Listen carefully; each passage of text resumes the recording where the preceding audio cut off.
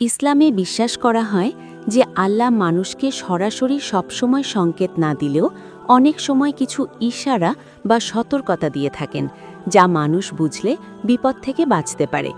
এগুলো নিশ্চিত নিয়ম নয়, কিন্তু অভিজ্ঞতা ও ইসলামী শিক্ষার আলোকে কিছু সাধারণ লক্ষণ বলা হয়। ১. মনে অস্বস্তি বা অজানা ভয়। হঠাৎ করে মন খারাপ, ভয় বা অস্থিরতা লাগা, কোনো কারণ ছাড়াই। এটা অনেক সময় সতর্ক সংকেত হতে পারে।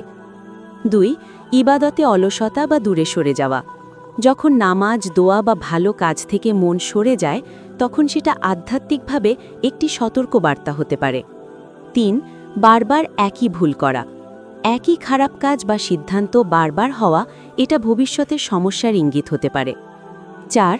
হঠাৎ পরিকল্পনা ভেঙে যাওয়া। কোনো কাজ করতে গিয়ে বারবার বাধা আসা, এটা কখনো কখনো আল্লাহর পক্ষ থেকে থামো সিগন্যাল হতে পারে। ৫. অন্তরের কণ্ঠ বা ইন্টুইশন। কোনো কাজ করতে গেলে ভিতর থেকে বারবার মনে হওয়া এটা ঠিক না, এটাও একটি গুরুত্বপূর্ণ ইঙ্গিত। ৬.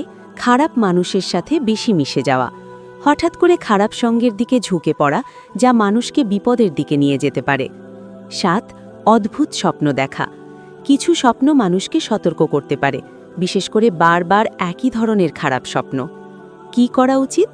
বেশি বেশি দোয়া ও ইস্তেগফার করা, নিয়মিত নামাজ পড়া, যে কোনো সিদ্ধান্তের আগে ইস্তেখারা করা, ভালো মানুষের সাথে থাকা, নিজের ভুলগুলো ঠিক করা।